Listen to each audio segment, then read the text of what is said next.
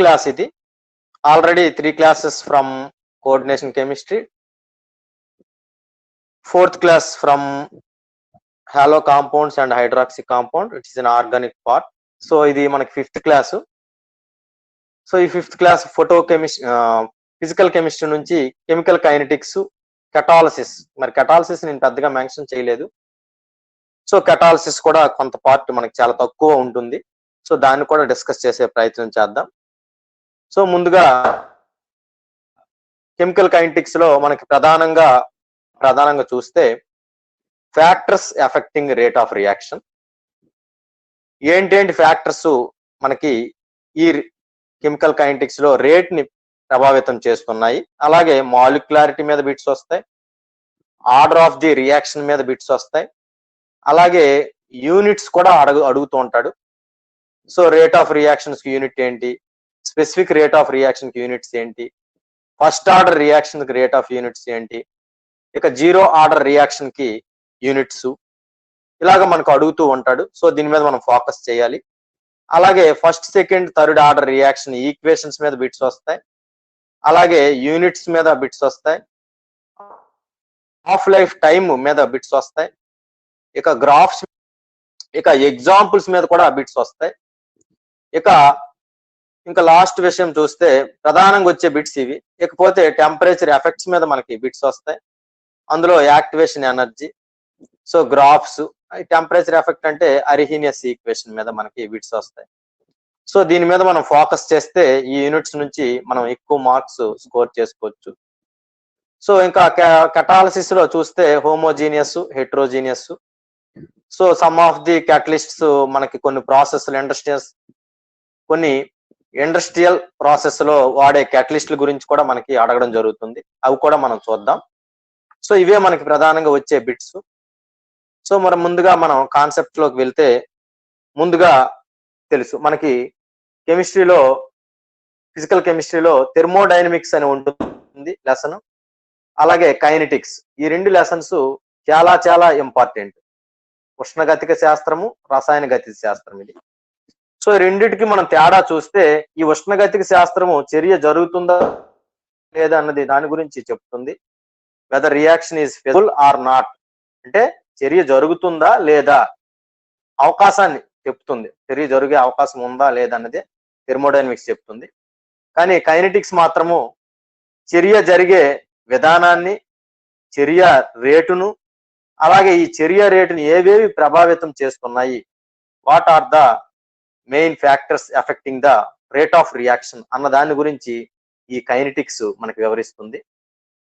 So అయితే చర్య జరిగితే అది ఎంత వేగంగా జరిగింది, అది ఏ చర్య విధానాన్ని అనుసరించింది, ఏ అంశాలు చర్య రేట్ని ప్రభావితం చేస్తున్నాయి, అన్ని విషయాలు మనం కైనెటిక్స్ ద్వారా మనం తెలుసుకోవచ్చు. సో అది మనకి కైనెటిక్స్ టాపిక్ మనకి వివరిస్తుంది. మనకు తెలుసు, ఒక రసాయన చర్య జరగాలంటే క్రియాజనక అణువులు అంటే రియాక్టింగ్ మాలిక్యూల్స్ ప్రొడక్ట్స్ కింద మారాలి. అంటే ఈ రియాక్టింగ్ మాలిక్యూల్స్ ఒకటి ఉండొచ్చు, అంతకంటే ఎక్కువ ఉండొచ్చు. సో ఇవి కొంత కాల వ్యవధుల్లో ప్రొడక్ట్స్ కింద మారుతాయి. కారణం ఏంటని చూస్తే, రియాక్టెంట్స్ మధ్య రసాయన చర్య జరగాలంటే వాటి మధ్య బంధాలు ముందుగా విరిగిపోవాలి, తర్వాత ప్రొడక్ట్స్ కింద అవి మారాలి. అప్పుడు దానికి కొంత టైం తీసుకుంటుంది. ఆ టైంనే మనం ఏం చెప్తామంటే చర్య వేగము లేదా చర్య కాలము లేదా చర్య రేట్ అని చెప్తాము. ఇక్కడ చర్య వెలాసిటీ ఆఫ్ రేటు లేదా రేట్ ఆఫ్ రియాక్షన్ అన్నా, ఇక చర్య కాలం అన్నా కూడా ఇంచుమించు ఒకటే వస్తుంది మనకి మీనింగ్. సో మనం చర్య రేట్ ఎలా ఉంటుందంటే డిఫరెంట్ కాంపౌండ్స్ కి డిఫరెంట్ గా ఉంటుంది. ఎందువల్లంటే దాంట్లో బాండింగ్ వేరువేరుగా ఉంటది. అన్ని బాండ్స్ మనకు ఒకేలాగా ఉండవు కాబట్టి డిఫరెంట్ బాండ్స్ ఉన్నప్పుడు మనకి చర్య రేటు డిఫరెంట్ గా ఉంటుంది. సో అవన్నీ కూడా మనం చూద్దాం. ముందుగా చర్య రేటు అంటే ఏంటో ముందుగా చూద్దామండి. Rate of reaction. చర్య రేట్ అంటే రేట్ ఆఫ్ రియాక్షన్. చర్య రేట్ అంటే మనకు తెలుసు, ఏం చెప్పాం, it's defined a change in a concentration of reactant or product in a unit time. It's a very simple definition. చెప్పామంటే ప్రమాణ కాల వ్యవధుల్లో చర్య యొక్క గాఢతలో మార్పు అంటే క్రియాజనకాలు గాని క్రియాజన్యాలు గాని గాఢతలో మార్పునే మనం ఏమంటామంటే చర్య రేట్ అంటాం. సో దీన్ని మనం ఎలా తెలియజేస్తాము అంటే డిఎక్స్ బై డిటి అని అంటాం. DX by DT. సో చర్య రేటు నేను ఒక ఆర్ అనే అక్షరంతో చూపించవచ్చు లేదా వి అనే అక్షరంతో చూపించవచ్చు. సో ఈ ఇక్కడ డిఎక్స్ దేన్ని తెలియజేస్తుందంటే change in concentration of reactant or product. క్రియాజనకము లేదా క్రియాజన్యం యొక్క గాఢతలో మార్పును తెలియజేస్తుంది ఇది. సో ఆ గాఢతలో మార్పుకి మరి దేనికి తేడా అంటే కాల వ్యవధులకు మధ్య నిష్పత్తినే మనం ఏమంటామంటే చర్య రేట్ అంటాం. సో చర్య గాఢతలో మార్పుకి కాలానికి మధ్య గల సంబంధాన్ని చర్య రేటు తెలియజేస్తుంది. సో అదే రాశాము. అయితే చర్య రేటు మనకి ఒక A gives rise to be అనే ఒక రియాక్షన్ మనం చూస్తే ఈ చర్య రేటు ఎలా ఉంటుందంటే క్రియా జనకం యొక్క గాఢతలో తగ్గుదలకు అలాగే చర్య కాలానికి మధ్య గల నిష్పత్తినే మనం ఏమంటామంటే క్రియాజనకాల పరంగా చర్య రేట్ అంటాం. సో ఇక్కడ రాసాం decrease in concentration of A by time taken అని రాసాం. అది మనకి చర్య రేటుని తెలియజేస్తుంది. అలాగే అప్పుడు ఏం రాస్తామంటే చర్య రేటు క్రియాజనక అణువు గాఢతలో తగ్గుదల అంటాం. సో సింపుల్ గా మనం ఏమంటాం చర్య రేట్ కనిపించట్లేదా నాయన? హలో సార్ కనిపించట్లేదు సార్. పూర్తిగా కనిపించట్లేదా? అసలు కనిపించట్లేదు సార్. ఏంటి కారణం అంటావు? కనిపించడం లేదు సార్. అదే ఇంకా నేను స్క్రీన్ షేర్ అవ్వలేదు సార్ అని చెప్పాలి సార్. కనిపిస్తుంది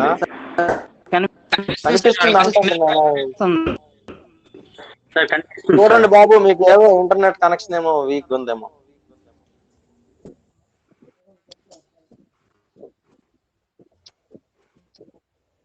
హలో, నేను ప్రొసీడ్ అవ్వాలా వద్దా తల్లి చెప్పండి. గణేష్ కనిపిస్తుందా? కనిపిస్తుందా? ఓకే తల్లి. చూడుకోండి నాన్న, ఒక్కసారి మీరు ఇంటర్నెట్ కనెక్షన్ చెక్ చేసేసుకోండి.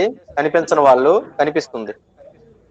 అది హై స్పీడ్ ఇంటర్నెట్, ఎందుకంటే మీరు ఫీజులు కట్టారు కదా. నేను హై స్పీడ్ ఇంటర్నెట్ వేయించాను, కనిపిస్తుంది.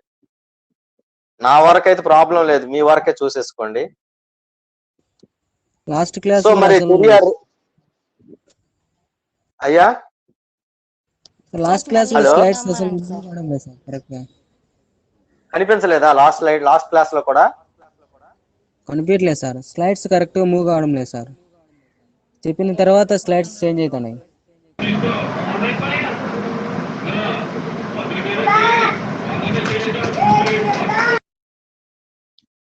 మనకి టీచ్మెంట్ లో ప్రాబ్లం వస్తుంది నాయన, అంతే ప్రాబ్లం ఇది. సో నా వాయిస్ సార్ లాస్ట్ క్లాస్ లో ఏంటి నాయన? వాయిస్ స్క్రీన్ షేరింగ్ ముందయ్యి తర్వాత మీరు రాసేవన్నీ తర్వాత వచ్చావు సార్ నెక్స్ట్ లాస్ట్ క్లాస్ లో. ఓకే, దానివల్ల మనకు ప్రాబ్లం అవుతుందా? అవును సార్. అవును సార్, మీరు రాసినవన్నీ క్లారిటీగా రావట్లేదు, అంటే ఆ దీనిలో రావట్లేదు, ఆ స్లైడ్ లో. ఓకే చెప్పండి అమ్మా. సార్ ఇప్పుడు స్క్రీన్ షేర్ చేసినారా సార్? సార్ ఇప్పుడు చెప్పండి సార్. ఇప్పుడు కనిపిస్తుంది కదా, ఇది మీకు కనిపించట్లేదా? రేట్ ఆఫ్ రియాక్షన్ ఇది కనిపిస్తుంది సార్. కనిపిస్తుంది సార్. ఓకే ఓకే, చూడు ఇంటర్నెట్ చూసేసుకోండి మీరు, కనిపిస్తుంది. కనిపించిన వరకు ఒకసారి బ్యాక్ చేసి మళ్ళీ రీస్టార్ట్. అదే మళ్ళీ బ్యాక్ చేయండి అన్న, ఒకసారి మళ్ళీ మీరు రీస్టార్ట్, ఒకసారి ఇంటర్నెట్ కనెక్షన్ ఆఫ్ చేసి మళ్ళీ జాయిన్ అవ్వండి. జాయిన్ అయితే మళ్ళీ కనిపిస్తుంది. సో మనం చర్య రేట్ గురించి చెప్పాం నాయన. సో చర్య రేట్ అని ఏం చెప్పామంటే క్రియాజనకాల యొక్క గాఢతలో మార్పు అని చెప్పాం. సో ఈ క్రియాజనకాల పరంగా మనం చెప్పినప్పుడు క్రియాజనకాల యొక్క గాఢతలో తగ్గుదల బై కాల వ్యవధి వేస్తాం. అదే ప్రొడక్ట్ పరంగా మనం చెప్పినప్పుడు క్రియాజనకాల యొక్క గాఢతలో పెరుగుదల బై కాల వ్యవధి అని చెప్తాం. సో ఆ కారణం ఏంటంటే క్రియాజనకాలు మనం ఏ టు బి అనే రియాక్షన్ చూస్తే కాలంతో పాటు ఏ విధంగా మారుతుంది అది? ఈ క్రియాజనకాల గాఢతలో తగ్గిపోతుంది, క్రియాజన్యాల యొక్క గాఢత పెరుగుతుంది టైంతో పాటుగా. అందువల్ల మనం చర్య రేట్ చెప్పినప్పుడు చర్య రేట్ ఈజ్ ఈక్వల్ టు జన్యాల గాఢతలో తగ్గుదల బై కాల వ్యవధి. క్రియాజన్యాల పరంగా చూస్తే క్రియాజనకాల యొక్క గాఢతలో పెరుగుదల బై కాల వ్యవధి అని రాస్తాం. సో ఇక్కడ తగ్గుదల మనం ఎలా చూపిస్తామంటే, సో మనం తగ్గుదలను మనం ఎలా తెలియజేస్తాము అంటే ఇక్కడ నెగిటివ్ చార్జ్ తో చూపిస్తాం. So decreasing the concentration of the reactant by so time interval అన్నమాట. సో డిటి తో సూచిస్తాం. సో ఈ విధంగా మనం తెలియజేస్తాం. ఇకపోతే దాన్ని మనం గ్రాఫ్ ద్వారా కూడా చూపించవచ్చు. ఒక A gives rise to or reactant convert into product. So in this కేసులో మనం ఏం చెప్తామంటే the graph indicates the concentration of reactant versus time. So ఏమైంది? విత్ టైం తో ఏమైంది? డిక్రీజెస్ అయింది. అదే in the case of products కేసులో చూస్తే the concentration of product versus time చూస్తే with time the concentration of the product is increases. Final గా last కి డిక్రీజ్ అవుతుంది. సో ఓవరాల్ గా రియాక్షన్ జరుగుతున్నంత టైం ఏమవుతుందంటే ప్రొడక్ట్ అనేది కాన్సన్ట్రేషన్ ఇంక్రీజ్ అవుతుంది. సో అది జస్ట్ గ్రాఫ్ మీకు. ఇక రేట్ లా దేన్ని తెలియజేస్తుందంటే ఒక రియాక్షన్ ఏదో ఒక రియాక్షన్ తీసుకున్నాం. సో ఒక ఇక్కడ ఒక కోఎఫిషియెంట్స్ తో తీసుకున్నటువంటి ఒక రియాక్షన్ తీసుకున్నాం. ఈ రియాక్షన్ మనం రేట్ లా ఎలా రాస్తామంటే ఇలా రాస్తాం. సో అయితే మనం ఈ రేట్ లా ఇంకొకలా కూడా రాయొచ్చు. Directly proportional to A power concentration of A concentration of B అని కూడా మనం డినోట్ చేయొచ్చు. అయితే ఇది మనకి ఎలా తెలుస్తుందంటే ఎక్స్పెరిమెంటల్ గా మనం ఫైండ్ అవుట్ చేస్తాం. ఈ వాల్యూస్ ఎక్స్ అవ్వచ్చు, అలాగే వై అవ్వచ్చు, ఏ అవ్వచ్చు, బి అవ్వచ్చు. బేస్డ్ అపాన్ ది మనం క్యాలిక్యులేషన్ బట్టి మనం చెప్తాం. ఎక్స్పెరిమెంటల్ గా ఆ రేట్ యొక్క చేంజ్ మనం అబ్జర్వ్ చేస్తాము, అది మనం వేసుకుంటాం కోఎఫిషియంట్ కింద. సో ఈ విధంగా మనం రేట్ ఈక్వేషన్ మనం చూపిస్తాము. This is the expression or rate law అంటాం. సో ఇకపోతే మనం ఇది ఒక సింపుల్ రియాక్షన్ ఒకటి రాస్తాం చూడండి. ఆ ముందు దాన్నే ఇక్కడ ఈజీగా మీకు అర్థమైపోతుంది. మనం రేట్ ఆఫ్ రియాక్షన్ మనం ఎలా రాస్తాం రేట్ లా అంటే rate DX by DT proportional to concentration of A whole power A concentration of B whole power B అని రాసాం. సో ఈ రియాక్షన్ మనం ఈజ్ ఈక్వల్ టు మనం ఏమో రావాలంటే మనకి కాన్సన్ట్రేషన్ ఒక కాన్స్టెంట్ టర్మ్ కే తో గుణిస్తే మనం తెలిసిపోతుంది, ఈక్వల్ టు అయిపోతుంది. సో ఇక్కడ మనకి కాన్సన్ట్రేషన్ ఏ బి రెండు కూడా యూనిటీ అయిపోతే A B is equal to unity అయితే సో మనకి అక్కడ ఏమైపోతుంది? Rate of reaction equal to K అయిపోతుంది. So this is called rate constant అంటాం. So K is the specific rate constant అంటాం. సో మీకు రేట్ కి మీకు యూనిట్స్ తెలుసా? డిఎక్స్ బై డిటికి యూనిట్స్ మీకు ఈజీగా మనం చెప్పొచ్చు. మనం rate is equal to DX by DT అన్నాం కాబట్టి యూనిట్స్ ఈజీగా చెప్పొచ్చు. ఇది కాన్సైమ్ సింపుల్ గా, అది రియాక్టెంటా ప్రొడక్ట్ అన్నది తర్వాత. So it is concentration by time. So మనకి కాన్సన్ట్రేషన్ కి మనకు ఫార్ములా తెలుసు. మనం ఇలా రాయొచ్చు కాన్సన్ట్రేషన్ ఇంటూ టైం కి second inverse or minute inverse or time inverse అని కూడా చెప్పొచ్చు. ఈ కాన్సన్ట్రేషన్ మనం ఎలా తెలియజేస్తామంటే మోల్ ఫర్ లీటర్. కాన్సన్ట్రేషన్ మనం ఎలా చెప్తాం? Mole per litre into second inverse. So రాసినప్పుడు ఏమొస్తుంది? Mole litre inverse second inverse అంటాం. So this is the units of these are the units of rate of reaction. ఇవి యూనిట్స్. మనకి rate of reaction units ఏంటంటే ఇక specific rate కూడా ఏమవుతాయి? Units same అవుతాయి. స్పెసిఫిక్ రేట్ కాన్స్టెంట్ కూడా units ఇవే అవుతాయి. ఎందుకంటే K is equal to rate అయింది కాబట్టి ఇక్కడ బోత్ కేసెస్ లో కూడా units same. Mole litre inverse second inverse. Very very important అండి bit. So important bit, note down. So ఈ బిట్ మీరు నోట్ డౌన్ చేసుకోవాలి. ఇక చూస్తే types of reactions. So based upon the nature of the bonds ఆధారంగా చేసుకొని we can mainly divide into 3 types. The reactions చూస్తే very fast reactions are instantaneous reactions అంటాం. చాలా వేగంగా జరిగే చర్యలు లేదా అర్థంలో జరిగే చర్యలు అంటాం. సో వేగంగా జరిగే చర్యలు ఏ చర్యలు జరుగుతాయి వేగంగా అంటే అయానిక్ రియాక్షన్స్. మనం జనరల్ గా ల్యాబొరేటరీలో we are doing practicals in semester 1 cationic analysis or salt analysis మనం చేసినప్పుడు అయానిక్ రియాక్షన్స్ అవి with in fraction of seconds లో ఆల్మోస్ట్ 10⁻⁻⁴ సెకండ్స్ లో జరిగే రియాక్షన్స్. సో ఇవన్నీ కూడా అయానిక్ రియాక్షన్స్ అంటాం. AgNO3 reacts with NaCl to form AgCl. So it is a precipitation reaction. Here the AgCl precipitation formation takes place. So these are the ionic reactions అంటాం. అలాగే ఇకపోతే HCl plus NaOH forms NaCl. So neutralisation ఇవన్నీ కూడా very fast reactions. So ఈ reactions వలన మనం rate ని measure చేయలేం, ఎందుకంటే సో ఈ with in fraction of seconds లో జరుగుతాయి. సో ఈ రియాక్షన్ మనం మెజర్ చేయలేం. So it is the one type of rate of one type of reactions ionic conditions లో జరుగుతాయి. అయానిక్స్ ఈ రియాక్షన్స్ ని ఫాలో అవుతాయి. లేకపోతే second the moderate reactions or medium fast reactions అని పిలుస్తాం. సో మిత వేగ చర్యలు అని పిలుస్తాం. సో ఈ చర్యల్లో మెజరబుల్ రేట్స్ ఉంటాయి ఎట్ నార్మల్ టెంపరేచర్. సో మనం ఈ రియాక్షన్ ని రేట్ ని మనం మెజర్ చేయొచ్చు. ఏంటంటే decomposition of H2O2 are N2O5, అలాగే ఎస్టర్ హైడ్రాలసిస్. మనకి ప్రాక్టికల్స్ కూడా ఉన్నాయి. సో ఎస్టర్ హైడ్రాలసిస్ ని కూడా మనం ఫైండ్ అవుట్ చేయొచ్చు. సుమారు 1 అవర్ రియాక్షన్ జరుగుతుంది.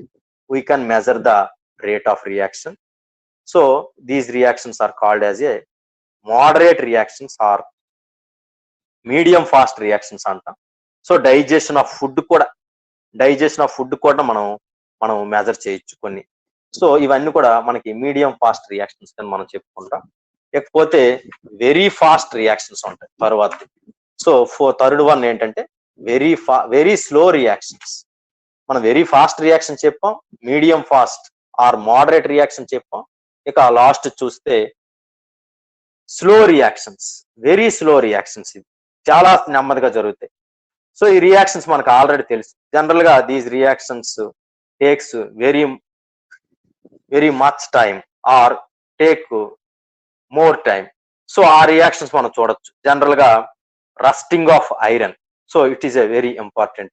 మనకు ఆల్రెడీ ఫార్ములా ఆఫ్ రస్ట్ తెలుసు, hydrates of iron oxides. Iron oxides ని మనం రస్ట్ అంటాం. So the rust formula is Fe2O3 XH2 we represent. So iron oxides మనకి ఏ విధంగా మారుతాయి? ఐరన్ మనకి మాయిశ్చర్ తో చర్య పొంది, so it is takes months or years జరుగుతాయి ఈ reactions. We cannot measure these reactions and also we cannot measure the very fast reactions. Fast గా జరిగే రియాక్షన్స్ ని, స్లోగా జరిగే రియాక్షన్స్ ని మనం మెజర్ చేయలేం. ఎందువలన అంటే అవి ఫాస్ట్ గా జరిగిపోతుంది మెజర్ ఇట్. సో స్లోగా జరుగుతాయి, టైం ఎక్కువగా తీసుకుంటుంది. సో ఈ కొన్ని అలాగే H2+O2 gives rise to H2 formation also. It's a very slow reaction. అలాగే diamond convert into graphite, it is also takes more time. అలాగే CO+O2 gives rise to CO2 formation also, it takes more time. అంటే కార్బన్+O2 gives rise to CO2 formation కూడా చాలా చాలా స్లోగా జరుగుతుంది. అన్ని కూడా వెరీ స్లో రియాక్షన్స్ అని చెప్తాం. We cannot measure the rate of reaction very easily. లేకపోతే నెక్స్ట్ ది మనకి స్టాయికోమెట్రిక్ కాన్సెప్ట్ లో ఉన్నప్పుడు రేట్ ఆఫ్ రియాక్షన్స్ మనం ఒక MA M2B ఉందనుకోండి. సో మనం రేట్ ఆఫ్ ఈక్వేషన్స్ మనం ఎలా రాస్తామంటే రియాక్టెంట్స్కి వచ్చేటప్పటికి మైనస్ వస్తుంది. That indicates change in the concentration or decreasing in the concentration అది. సో ఈ చేంజ్ తెలియజేస్తుంది negative. Always rate of reaction is save. So మీకు గుర్తుపెట్టుకోవాలి, రేట్ ఆఫ్ రియాక్షన్ ఎప్పుడు నెగిటివ్ అవ్వదు, పాజిటివ్ క్వాంటిటీనే. బట్ మనం ఇక్కడ నెగిటివ్ ఎందుకు చూపిస్తామంటే ఈ రియాక్టెంట్ యొక్క కాన్సన్ట్రేషన్ చేంజ్ అవుతుంది విత్ టైం తో, తగ్గుదల వస్తుంది. సో దట్ ఇండికేట్స్ నెగిటివ్, తగ్గుదలను తెలియజేస్తుంది నెగిటివ్. రాసినప్పుడు ఏం రాస్తామంటే ఈ కోఎఫిషియంట్ రాయాలి, M1/M1 D concentration of A/dt, D/dt concentration of A. ఇది ఇక చూస్తే M2 రాసినప్పుడు ఎలా రాయొచ్చు. అలా కాకుండా ఇది మాకు కష్టంగా ఉంది సార్ అంటే మనం సింపుల్ రియాక్షన్ తీసుకుని కూడా చేయొచ్చు. ఒక N2O5 convert into NO2 + O2 reaction చూస్తే ఈ స్టాయికోమెట్రిక్ కోఎఫిషియెంట్స్ ఎంత ఉంటాయి? ఇక్కడ 1/2 అని రాయాలి. సో ఇది నెగిటివ్, ఆల్రెడీ ఇక్కడ ఉంది నెగిటివ్ 1/2. దీని అంటే 1/4 అవుతుంది. ఇక్కడికి వచ్చేటప్పటికి ఏమవుతుంది? 1 అవుతుంది. సో మనం దీని అంతటిని కూడా సింప్లిఫై చేస్తే ఇంటూ 2తో గుణిస్తే, ఇంటూ 2తో గుణించామనుకో దానికి దీనికి అన్నిటికి కూడా మల్టిప్లై బై 2. సో 2తో గుణిస్తే అన్నిటికి కూడా ఇంటూ 2తో అప్పుడు ఏమైపోతుంది? 2 క్యాన్సిల్ అయిపోతుంది. సో మనకి ఏమొచ్చేస్తుంది? సో మనకి సో ఇది వచ్చేస్తుంది. లేకపోతే దీన్ని 2తో క్యాన్సిల్ చేస్తే ఏమవుతుంది? 2 2 జా. సో మనం అదే కదా రాసాం ఇక్కడ. సో ఓవరాల్ గా 1/2. లేకపోతే ఇక్కడ ఇంటూ 2తో గుణిస్తే 2 వచ్చేస్తుంది. సో ఈ విధంగా మనకి రేట్ ఆఫ్ మనం రియాక్షన్ ఈ విధంగా ఉంటుంది. సో ఈ విధంగా మనం చర్య వేగాల మధ్య సంబంధం ఈ విధంగా మనం రాయొచ్చు. సో ఇది కూడా మనకి కొద్దిగా ఇంపార్టెంట్ అని. సో దీని మీద మనం బిట్స్ చేస్తాము, అప్పుడే మీకు పూర్తిగా నాలెడ్జ్ వస్తుంది ఈ బిట్స్ మీద. సో చూద్దాం. ఇక రేట్ కాన్స్టెంట్ డిఫరెంట్ రియాక్షన్స్ కి డిఫరెంట్ గా ఉంటుంది. అలాగే fixed temperature the value is constant. అలాగే independent of the concentration but depend upon the temperature. Rate constant అనమాట ఇవన్నీ కూడా ప్రాపర్టీస్. ఇక డిఫరెంట్ రియాక్షన్స్ మనకు ఉన్నాయి. 0 ఆర్డర్ అని, ఫస్ట్ ఆర్డర్ అని, సెకండ్ ఆర్డర్ అని, థర్డ్ ఆర్డర్ అని. సో దాని యొక్క యూనిట్స్ కూడా మనకి ఇలా ఉంటాయి. సో అవి కూడా మనం చూద్దాం తర్వాత. సో ఇక ఫ్యాక్టర్స్ చూస్తే అండి, నేచర్ ఆఫ్ ది రియాక్టెంట్ అండి. రేట్ ఆఫ్ రియాక్షన్ దేని మీద ఆధారపడుతుందంటే nature of the reactant. Nature of the reactant మీద ఆధారపడుతుంది. సో ఎటువంటివి చాలా అయానిక్ నేచర్ ఉన్నటువంటి రియాక్టెంట్స్ రేట్ ఆల్వేజ్ ఇంక్రీజెస్ అవుతుంది. ఇక కాన్సన్ట్రేషన్ కూడా పెరుగుతుంది. సో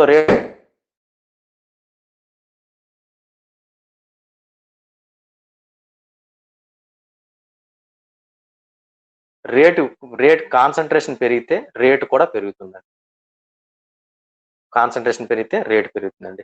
ఇక టెంపరేచర్ చూస్తే టెంపరేచర్ కూడా directly proportional to rate of reaction అండి. టెంపరేచర్ ఇంక్రీజ్ చేస్తే రేటు కూడా ఇంక్రీజ్ అవుతుంది. జనరల్ గా 2 to 3 టైమ్స్ ఇంక్రీజ్ అవుతుంది. మనం ఇది అరిహీనియస్ శాస్త్రవేత్త వివరించాడు. ఇకపోతే ప్రెజెన్స్ ఆఫ్ క్యాటలిస్ట్ అండి.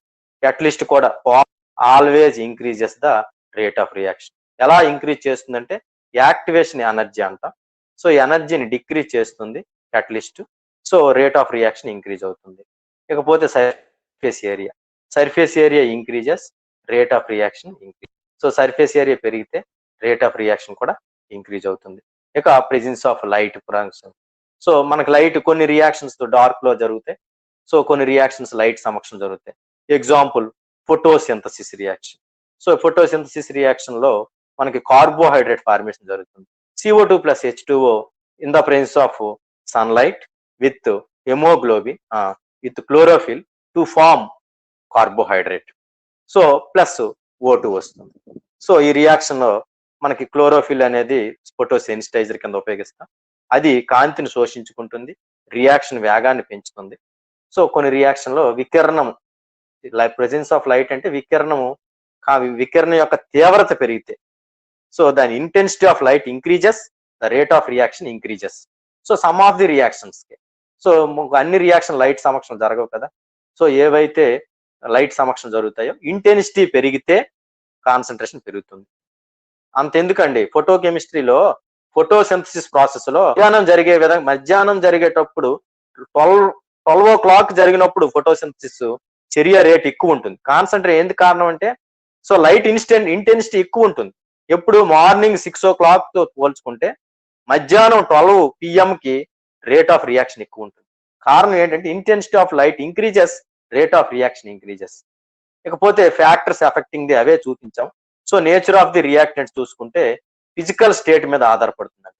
సాధారణంగా గ్యాసెస్ స్టేట్ మాలిక్యూల్ కి rate of reactions solid state molecules తో పోల్చుకుంటే ఎక్కువ ఉంటుంది. ఎందువల్ల అంటే గ్యాసెస్ మాలిక్యూల్స్ లో మనకి చాలా ఈజీగా డిసోసియేషన్ అవుతాయి, చాలా ఈజీగా అవి మూవ్మెంట్ ఉంటుంది, ఆటోమేటిక్ చర్య రేట్ అనేది పెరుగుతుంది. More number of molecules react అవుతాయి. సో ఎంట్రోపీ సాధారణంగా పెరుగుతుంది గ్యాసెస్ మాలిక్యూల్ లో. సో రియాక్షన్ రేట్ కూడా ఇంక్రీజ్ అవుతుంది. ఇక ఫిజికల్ సైజ్ కూడా, స్మాల్ సైజెస్ ఉంటే నానో సైజెస్ మాలిక్యూల్స్ సాధారణంగా చర్య రేట్ చాలా ఎక్కువగా ఉంటుంది. సైజ్ కూడా మనకి చర్య రేట్ ని ప్రభావితం చేస్తుంది. Decreases, rate of reaction increases. Small size ఉంటే సో అది బాగా చర్య పొందుతుంది. అందుకోసమే పౌడర్ ఫామ్ లో ఉన్నప్పుడు చర్య బాగా జరుగుతుంది. పెద్ద పెద్ద బల్క్చర్లు ఉన్నప్పుడు కంటే చిన్న చిన్నగా ఉన్నప్పుడు నెంబర్ ఆఫ్ యాక్టివ్ సైట్స్ పెరుగుతాయి. కారణం ఏంటని అడగొచ్చు. Why the size decreases, rate of rise increases? Because the active sites increases. Active sites increase అవుతాయి, that is why rate of reaction increases. So keep it this point, very important. ఇకపోతే chemical nature of the reactant అండి. Chemical nature ionic already చెప్పాం. Chemical nature ionic nature ఉన్నాయనుకోండి, proton transfer చాలా ఈజీగా జరుగుతుంది, fast గా జరుగుతుంది. దేంతో పోల్చుకుంటే రీఅరేంజ్మెంట్, ఎలక్ట్రాన్ ట్రాన్స్ఫర్ రియాక్షన్స్ తో పోల్చుకుంటే అయానిక్ నేచర్ లో ఉన్నటువంటి రియాక్టెంట్స్ బాగా ఫాస్ట్ గా జరుగుతాయి. ఇక ఆక్సిడేషన్ రియాక్షన్ ఇవన్నీ మరి మనకి పెద్దగా అవసరం లేదు. సబ్స్టిట్యూషన్ రియాక్షన్స్ అన్ని కూడా కొద్దిగా స్లోగా జరుగుతాయి. ఇక ఎఫెక్ట్ ఆఫ్ టెంపరేచర్ అండి. సో చాలా చాలా ఇంపార్టెంట్. సో ప్రతి 10 డిగ్రీ సెంటీగ్రేడ్ కి చర్య రేటు మనకి ఎంత పెరుగుతుందంటే 2 to 3 times పెరుగుతుందండి. 2 to 3 times రేటు గుర్తుపెట్టుకోవాలి. Very very important. రేపు దీని మీద ట్రిక్స్ నేను చెప్తాను. సో రియాక్షన్స్ రేపు నెక్స్ట్ క్లాస్ లో కెమికల్ కైనెటిక్స్ మీద బిట్స్ మనం చేస్తాము. కొన్ని బిట్స్, చాలా తక్కువ బిట్స్ చేస్తాం. ట్రిక్ బిట్స్ సో మనం డిస్కస్ చేస్తాం, మిస్ కాకండి. సో మనం ఇది రేట్ పెరిగితే చర్య రేట్ మీరు అనొచ్చు, చర్య రేట్ పెంచితే ఎందుకండి చర్య పెరిగిపోతుంది రేట్ కంటే? మనం చెప్పొచ్చు, చర్య రేట్ని ఎప్పుడైతే మనం పెంచామో, రేటు మనం టెంపరేచర్ ఎప్పుడైతే పెంచామో, సో యాక్టివేటెడ్ మాలిక్యూల్స్ ఆ శక్తిని మన టెంపరేచర్ని శోషించుకుని మాలిక్యూల్స్ యాక్టివేషన్ పెరుగుతాయి. సో దాని వలన కొలిజన్స్ పెరుగుతాయి. కొలిజన్స్ అంటే తాడనాలు పెరుగుతాయి. తాడనాలు ఎప్పుడైతే పెరిగాయో మాలిక్యూల్స్ ఎక్కువ అనేవి, ప్రొడక్ట్ అనేది ఫార్మేషన్ ఎక్కువ జరుగుతుంది. సో మాలిక్యూల్ టెంపరేచర్ పెంచితే యాక్టివ్ మాలిక్యూల్స్ పెరుగుతాయి. సో అవి యాక్టివేట్ అవుతాయి. ఆ యాక్టివేట్ అవడం వల్ల అన్ని కొలిజన్స్ పెరుగుతాయి. కొలిజన్స్ ఎప్పుడైతే పెరిగాయో ప్రొడక్ట్ ఫార్మేషన్ అనేది ఎక్కువగా వస్తుంది. So temperature increases, rate of reaction increases. For each 10 degrees temperature increases, the rate of reaction increases 2 to 3 times. The presence of catalyst also మనకి ప్రెజెన్స్ చెప్పాం. ఆ rate directly proportional to catalyst. So catalyst చెప్పాం. So మనం ఇక్కడ చూస్తే general గా solid line లో మనం చూపించినటువంటిది వితౌట్ క్యాటలిస్ట్ అండి. సో ఇక్కడ మనం చూసుకుంటే activation energy more in the without catalyst. Activation energy చాలా ఎక్కువ ఉంటుంది. విత్ క్యాటలిస్ట్ ఉపయోగించినప్పుడు యాక్టివేషన్ ఎనర్జీ డిక్రీజ్ అవుతుంది. ఇలా చూపించాం, డిక్రీజ్ అవుతుంది. డిక్రీజ్ అవడం వల్ల ఏమవుతుంది, చర్య రేట్ అనేది పెరుగుతుంది. సో క్యాటలిస్ట్ ఏం చేస్తుంది, యాక్టివేషన్ ఎనర్జీని డిక్రీజ్ చేస్తుంది, రేట్ ఆఫ్ రియాక్షన్ ఇంక్రీజ్ చేస్తుంది. That is the role of catalyst. Catalyst అంటే అదే చెప్తాం, ఏ పదార్థం అయితే చర్యలో పాల్గొని చర్య రేటుని పెంచుతుందో, చర్య వేగాన్ని పెంచుతుందో, ఉత్తేజ శక్తిని తగ్గించి చర్య రేటుని పెంచుతుందో, చర్య వేగాన్ని, ఆ సబ్స్టెన్స్ ని మనం క్యాటలిస్ట్ అంటాం. Catalyst is a substance which increases the rate of reaction, but it cannot any permanent change at end of the reaction. So చర్య అయినప్పుడు, చర్య అయిపోయిన తర్వాత అందులో ఎటువంటి మార్పు అనేది ఉండదు. దాన్ని మనం క్యాటలిస్ట్ అని చెప్తాం. సో ఇది మనకి ఇక్కడ పాయింట్ మీరు గుర్తించు. ఈ క్యాటలిస్ట్ యాక్టివేషన్ ఎనర్జీని తగ్గిస్తుంది, చర్య రేటు పెంచుతుంది.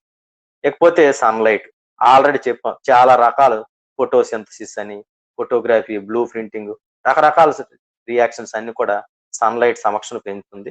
So intensity of light increases, rate of reaction increases.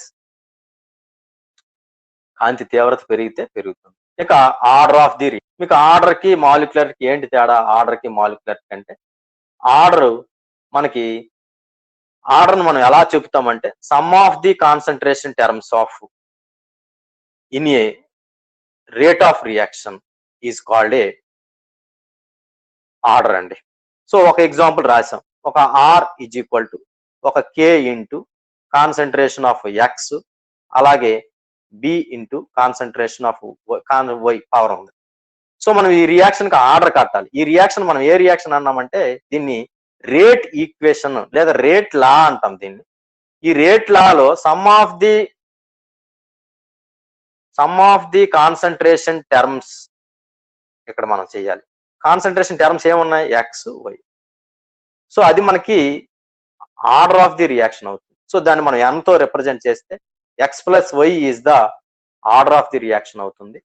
ఇకపోతే మాలిక్యులారిటీ మనం ఎలా చెప్తామంటే number of molecules involved in a elementary reaction or simple reaction.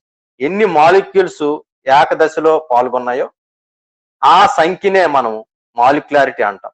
ఏకదశలో పాల్గొన్నటువంటి క్రియాజనక అణువుల సంఖ్యనే అంటాం. The number of molecules involved in a simple balanced equation or stoichiometric equation, the number is called a molecularity చెప్తాం. ఇక order ఎప్పుడు కూడా whole number అవ్వదు. అంటే ఇది ఏమవచ్చు, 0 అవ్వచ్చు, ఫ్రాక్షన్ నెంబర్ అవ్వచ్చు, నెగిటివ్ నెంబర్ అవ్వచ్చు. కానీ మాలిక్యులారిటీ ఇవి ఎప్పుడు కూడా హోల్ నెంబరే. 1 2 3 ఇలా నెంబర్స్ అవుతాయి. ఫ్రాక్షన్ అవ్వదు, నెగిటివ్ వాల్యూ అవ్వదు, 0 అవ్వదండి మాలిక్యులారిటీ. ఇది పాయింట్ గుర్తుపెట్టుకోవాలి, వెరీ ఇంపార్టెంట్. ఇకపోతే ఆర్డర్ ని మనం ఎక్స్పెరిమెంటల్ గా డిటర్మైన్ చేస్తాం. ఇక మాలిక్యులారిటీని మాత్రము థియరిటికల్ గా మనం డిటర్మైన్ చేస్తాం. సో రేట్ ఆఫ్ మెకానిజం ఆధారంగా చేసుకొని మనం వివరిస్తాం. అందులో చర్య ఒక దశ కంటే ఎక్కువ దశల్లో పాల్గొందనుకోండి, మాలిక్యులారిటీ మనం ఎలా డిటర్మైన్ చేస్తామంటే నెమ్మది దశలో ఎన్ని అణువులు పాల్గొన్నాయి ఆ సంఖ్యనే మనం మాలిక్యులారిటీ అంటాం. రెండు కూడా నెంబర్సే. ఆర్డర్ మనం ఎలా చెప్తాము డెఫినేషన్ అంటే ఒక చర్య రేటు సమీకరణంలో చర్య రేటు ఎన్ని క్రియాజనక అణువులు గాఢత మీద ఆధారపడుతుందో ఆ సంఖ్యనే మనం ఆర్డర్ కింద చెప్పుకుంటాం.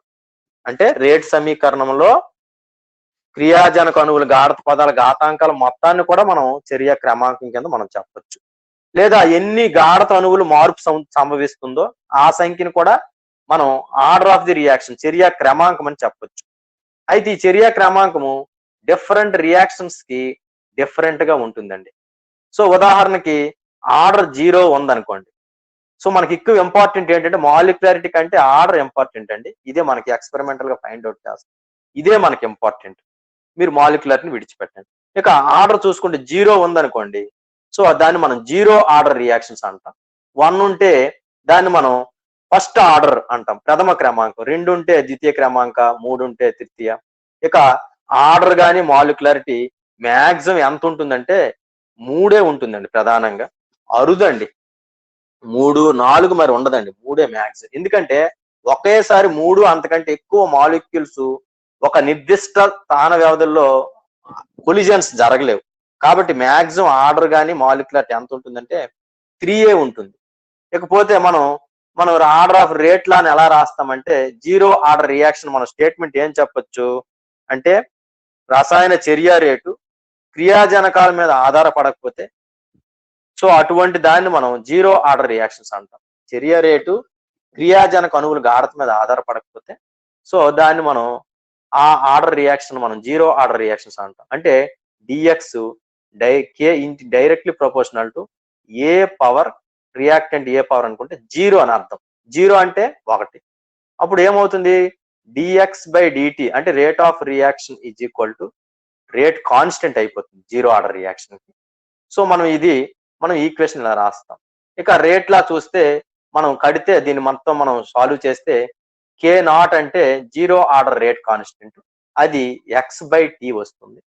సో దీనికి మనం యూనిట్స్ కడితే x ఇక్కడ దేన్ని తెలియజేస్తుంది అంటే మనకి కాన్సన్ట్రేషన్ తెలియజేస్తుంది, ప్రొడక్ట్ కాన్సన్ట్రేషన్. సో మన కాన్సన్ట్రేషన్ అన్నాం కాబట్టి మోల్ ఫర్ లీటర్, అలాగే టైం కదా ఇంటూ సెకండ్ వస్తుంది. సో పైకి తీసుకొని వెళ్తే mole, litre inverse, second inverse. ఈ మనకి యూనిట్స్ దేని యూనిట్స్ అంటే రేట్ ఆఫ్ రియాక్షన్ కూడా ఇవే యూనిట్స్. 0 ఆర్డర్ రియాక్షన్ కి rate of reaction, 0 order reaction కి రేట్ ఆఫ్ రియాక్షన్స్ కి ఒకే యూనిట్స్ గుర్తుపెట్టేసుకోండి. సో యూనిట్స్ వస్తాయి. ట్రిక్ మనం చెప్తాం లాస్ట్ కి. ఇక ఫస్ట్ ఆర్డర్ చూసుకుంటే సెకండ్ ఇన్వర్స్ వస్తుందండి.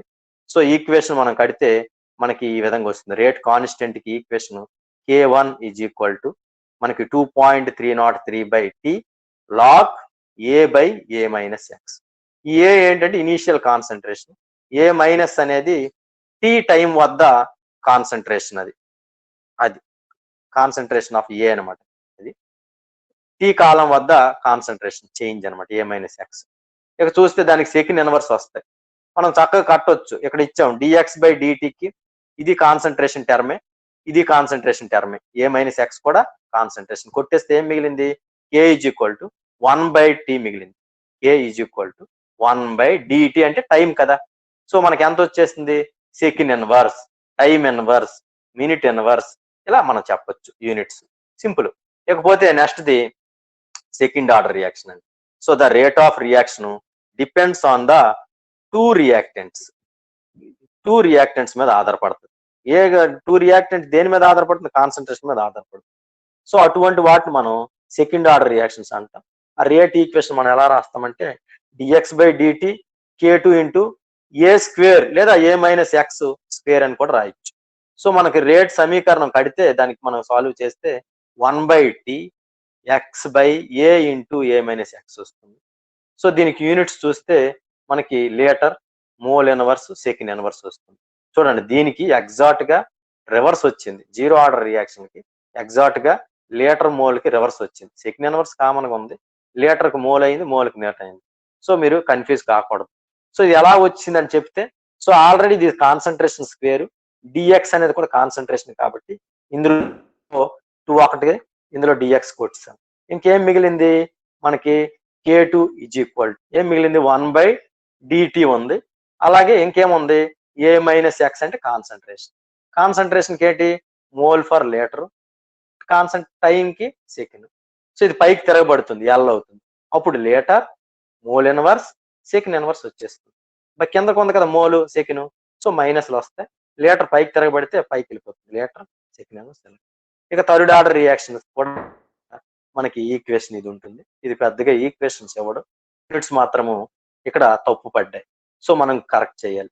లీటర్², మోల్ -2, సెకండ్ ఇన్వర్స్ వస్తుంది.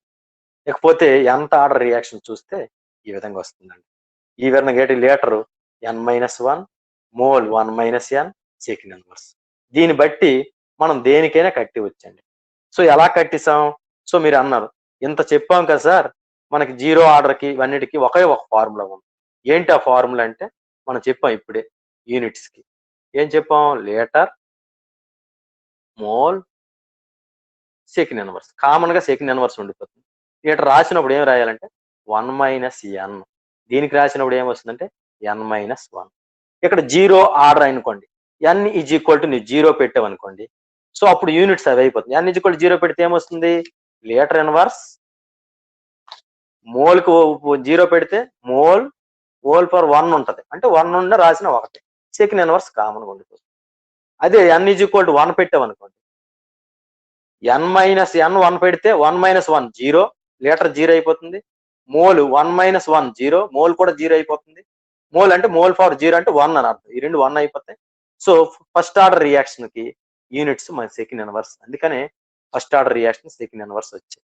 ఇక సెకండ్ ఆర్డర్ కనుకోండి, n = 2 పెడితే లీటర్ వచ్చేస్తుంది. n = 2 పెడితే మోల్ ఏమవుతుంది? మోల్ 1 - 2 అంటే -1, second inverse.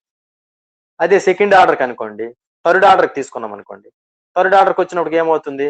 లీటర్², mole -2, second inverse. So ఈ విధంగా ఈ ఫార్ములా మీరు గుర్తుపెట్టుకోవాలి యూనిట్స్ కి. సో ఈ విధంగా మనం చేస్తామండి. సో మనం ఇవే రాసామండి. హాఫ్ లైఫ్ టైం కి ఇవి కూడా మనం కట్టొచ్చండి. సో ఇవి కూడా మనం చెప్తాం. ఇకపోతే ఈ మనకి హాఫ్ లైఫ్ టైం కూడా మనం కట్టొచ్చు. ఇవి ఆల్రెడీ చూసాం యూనిట్స్. నేను కాన్సన్ట్రేషన్ లో కూడా చెప్పొచ్చు. మన కాన్సన్ట్రేషన్ వేసి చెప్పాము, మోలు, లీటర్ బదులు. సో ఇవి వేసాము. ఇది మనకి ఆల్రెడీ ఈ టర్మ్స్ అని చెప్తాం. అయితే హాఫ్ లైఫ్ టైము మనకు ఒక సూత్రం ఉంది. Half life directly proportional to 1/A⁻n-1. So మనం జీరో ఆర్డర్ తీసుకున్నాం అనుకోండి, n = 0 కాబట్టి n = 0 పెడితే ఏమవుతుంది? A⁻−1 వస్తుంది. అంటే అర్థం ఏంటి? t directly proportional to a అవుతుంది. ఇక్కడ మరి టీ ఆఫ్ ఏంటంటే హాఫ్ లైఫ్ టైం. ఒక చర్య 50% కంప్లీట్ అవడానికి ఎంత టైం? ఒక క్రియాజనకం యొక్క గాఢత 50% పూర్తి కావడానికి పట్టే టైంనే మనం అర్ధవాయు కాలము లేదా ఆఫ్ లైఫ్ టైం అంటాం. టీ ఆఫ్ అంటే టీ 50 కూడా అవుతుంది. T 50% అని అర్థం. T ఆఫ్ అంతే కదా 50. సో లేదా 0.5 అలా రాస్తారు. 0.5 అని కూడా రాయొచ్చు. పర్సంటేజ్లు రాస్తే 50% అని రాదు. ఒక చర్య సగం అవడానికి, చర్య యొక్క గాఢత సగం అవడానికి పట్టే టైంని మనం అర్ధవాయు కాలం అంటాం. సో దానికి ఒక సూత్రం ఉందండి. సో ఏంటి ఉందని దానికి దేనికైనా మనం కట్టివచ్చు. n-1 -1 by n-1 kn a power n-1 రాసి దాన్ని సింపుల్ గా నేను ఎలా సార్ట్ అప్ చేశాను, T of directly proportional to a power n-1. నీకు ఇక్కడ కోఎఫిషియెంట్స్ కావాలనుకుంటే నీవు ఈ సూత్రంలో ప్రవేశపెట్టాలి. సో ప్రథమ క్రమాంక జీరో ఆర్డర్ రియాక్షన్ కి T of directly proportional to concentration of A, initial concentration కి అనులోమానుపాతంలో ఉంటుంది. ఇక ఫస్ట్ ఆర్డర్ రియాక్షన్ చూస్తే n = 1 పెడితే a పవర్ 0 ఉంటుంది. అంటే ఫస్ట్ ఆర్డర్ రియాక్షన్ కి మనకి దేని మీద ఆధారపడదు, ఇనీషియల్ కాన్సన్ట్రేషన్ మీద ఆధారపడదు, పూర్తిగా కాన్సన్ట్రేషన్ గాఢత మీద ఆధారపడదు. అదే సెకండ్ ఆర్డర్ కి తీసుకున్నాం అనుకోండి, 2 - 1 పెడితే డైరెక్ట్లీ ప్రపోర్షనల్ టు a వస్తుంది. అంటే ద్వితీయ క్రమాంక చర్యకు అర్ధాయు కాలము క్రియాజనకం యొక్క తొలి గాఢతకు విలోమానుపాతంలో ఉంటుంది. 2 పెడితే వస్తుంది. అదే థర్డ్ ఆర్డర్ రియాక్షన్ తీసుకున్నాం మనకు, directly proportional to third order అంటే n = 2 పెడితే a² వస్తుంది. అంటే క్రియాజనకం యొక్క గాఢత తొలి గాఢత వర్గానికి అర్ధాయు కాలము అనులోమానుపాతం ఉంటుంది. సో అన్నిటికీ ఫార్ములా ఇది. అది ఆధారపడుతుందా ఆధారపడదా అన్నది మనకి ఇక్కడ ఫైండ్ అవుట్ చేయొచ్చు. ఇకపోతే ఫస్ట్ ఆర్డర్ రియాక్షన్స్ కి ఎగ్జాంపుల్స్ అడుగుతాడండి ఎక్కువగా. సాధారణంగా డికంపోజిషన్స్ అండ్ రియాక్షన్స్ ఎక్కువగా ఫస్ట్ ఆర్డర్ రియాక్షన్స్ ఫాలో అవుతాయి. ఇక చూస్తే హైడ్రాలసిస్ రియాక్షన్స్ కూడా, సో ఇవి కూడా డికంపోజిషన్ రియాక్షన్స్ అన్ని కూడా మనకి చెప్తాం ఆల్రెడీ. సో మనకి డికంపోజిషన్ చూస్తే N2O2, H2O2, అలాగే ఇంకా చాలా రియాక్షన్స్ మనకు ఉన్నాయండి. SO2Cl2, ఇవన్నీ కూడా డికంపోజిషన్ అవుతాయి. అంటే డికంపోజిషన్ అవ్వాలంటే అవి దేని సమక్షంలో డికంపోజ్ అవుతాయి, ఉష్ణ వియోగ చర్యలు అంటాం. In the presence of thermal కండిషన్లు జరుగుతాయి. ఇక్కడ మనకి డైరెక్ట్ గా రాసేయడానికి కాదు, డెల్టా ఉంటుంది. వేడి చేస్తే డికంపోజ్ అవుతుంది, N2O4 కింద ఆఫ్ అవుతుంది. అలాగే ఎస్టర్ హైడ్రాలసిస్ రియాక్షన్స్, ఇది ఎస్టర్ అంటాం. దీన్ని హైడ్రాలసిస్ చేస్తాం. జల విశ్లేషణ చేస్తే ఎస్టర్ ఏ విధంగా మారిపోతుంది, ఆల్కహాల్ కింద యాసిడ్ కింద మారిపోతుంది. ఈ చర్యలు కూడా ఫస్ట్ ఆర్డర్ రియాక్షన్స్ కింద చెప్పుకుంటాం. ఇక్కడ మాలిక్యులారిటీ చూస్తే అండి, మాలిక్యులారిటీ 2 ఉంటుందండి. ఎందుకంటే 2 మాలిక్యూల్స్ పాల్గొన్నాయి ఇక్కడ, కానీ ఆర్డర్ ఎంత ఉంటుంది, 1 ఉంటుంది. అందువల్లనే ఇటువంటి రియాక్షన్ ని ఆమ్ల సమక్షంలో జరిగే ఎస్టర్ జల విశ్లేషణ చర్యల్ని మనం ఏ చర్యల కింద చెప్తామంటే pseudo first order reactions or pseudo unimolecular reactions అని కూడా చెప్తామండి. ఇక్కడ ఆర్డర్ మాలిక్యులారిటీ డిఫరెంట్ గా వస్తుంది. మనం SN1 రియాక్షన్, SN2 రియాక్షన్ చెప్పినప్పుడు మనకి ఆర్డర్ 1, మాలిక్యులారిటీ 1 SN1. SN2కి ఆర్డర్ 2, మాలిక్యులారిటీ కూడా 2. కానీ హైడ్రాలసిస్ రియాక్షన్స్ తీసుకుంటే సుక్రోజిన్ హైడ్రాలసిస్ కానీ, లేదా ఎస్టర్న్ హైడ్రాలసిస్ కానీ, బెంజీన్ డయోజనియం క్లోరైడ్ హైడ్రాలసిస్ కానీ, ఏ హైడ్రాలసిస్ ఆమ్ల సమక్షంలో చేసే హైడ్రాలసిస్ అంటే H2O సమక్షంలో ఆమ్లం ఉంటుంది ఎక్కువ. ఈ అన్ని కూడా ఏ రియాక్షన్స్ కింద చెప్తామంటే హైడ్రాలసిస్ రియాక్షన్స్ కింద చెప్తాం. ఈ రియాక్షన్స్ లో మనకి ఆ మాలిక్యులర్ 2 ఉంటుంది, ఆర్డర్ 1 ఉంటుంది. అందువల్ల దీన్ని సుడో మాలిక్యులర్ రియాక్షన్స్ అంటాం. గుర్తుపెట్టుకోవాలి, మిథ్యా అణుత చర్యలు అని అంటారు, అది గుర్తుపెట్టుకోవాలి. ఇవన్నీ ఫస్ట్ ఆర్డర్ రియాక్షన్స్ కింద మనం చెప్తామండి. ఇంకా మీకు ఇంకా ఎక్కువ ఎగ్జాంపుల్స్ కావాలంటే మనం H2O2 ఇప్పుడు చెప్పాను కదా, SO2Cl2, N2O5, ఇవన్నీ కూడా ఉష్ణ విఘటన చర్యలు అన్ని కూడా దీని కింద వస్తాయి. అలాగే మనకి కొన్ని రియాక్షన్స్ ఉన్నాయండి, ఎగ్జామ్లో అడుగుతాడు. న్యూక్లియర్ రియాక్షన్స్, ఏ ఆర్డర్ రియాక్షన్స్, ఇక్కడ నేను రాయలేదు. న్యూక్లియర్ రియాక్షన్స్ అంటే ఏంటివి, మనకి న్యూక్లియర్ రియాక్షన్స్ అన్ని కూడా ఏ రియాక్షన్స్ అడుగుతాడు, ఇవన్నీ కూడా ఫస్ట్ ఆర్డర్ రియాక్షన్స్ గుర్తుపెట్టుకోవాలి. ఇక కొన్ని విఘటన చర్యలన్నీ కూడా ఏ చర్యలు అంటే మనకి ఫస్ట్ ఆర్డర్ రియాక్షన్. ఆమ్ల సమక్షం జరిగే జల విశ్లేషణ చర్యలు కూడా first order. Ester hydrolysis, diazonium chloride hydrolysis, అలాగే సుక్రోజ్ హైడ్రాలసిస్. సుక్రోజ్ కూడా హైడ్రాలసిస్ చేస్తే ఏమొచ్చేస్తుందంటే గ్లూకోజ్ ప్లస్ ఫ్రక్టోజ్ వస్తుంది. ఇన్వర్షన్ ఆఫ్ షుగర్ అంటాం దీన్ని, ఇన్వర్షన్ ఆఫ్ షుగర్ అంటాం ఈ ప్రాసెస్. సో ఈ ప్రాసెస్ కూడా మనకి first order reaction, sudo molecular reactions ఇవన్నీ కూడా. సో ఇవి గుర్తుపెట్టుకోవాలి. ఇక ద్వితీయ క్రమాంక చర్యలు. ద్వితీయ క్రమాంక చర్యలు అంటే మనకి ఆల్రెడీ చర్య ఆర్డర్ ఎంత అంటే 2 ఉంటుంది. అంటే చర్య rate depends upon the concentration of 2 reactants అని అర్థం. ఆర్డర్ 2 ఉంటుంది. సో ఇక్కడ చూసుకుంటే మనకి O3 ఓజోన్ అంటే మీకు తెలుసు O3 O2 గా మారే చర్య. సాధారణంగా మనకు ఓజోన్ డిప్లేషన్ కూడా ఈ చర్యే కాంతి సమక్షంలో లేదా మనకు మామూలు కూడా జరుగుతుంది. 100 degrees టెంపరేచర్ వేసిన జరుగుతుంది. కాంతి సమక్షంలో జరిగే చర్యలు కూడా ఉంటాయి. అయితే ఇక్కడ కాంతి మనం రాసామనుకోండి ఈ చర్యకి, ఆ చర్య ఏ రియాక్షన్ అయిపోతుందంటే 0 ఆర్డర్ అయిపోతుంది. గుర్తుపెట్టుకోండి. థర్మల్ డికంపోజిషన్ అయితే O3 to O2 second order. అదే కాంతి సమక్షం జరిగే చర్య అనుకోండి, అన్ని all photochemical reactions are 0 order reactions. గుర్తుపెట్టుకోవాలి.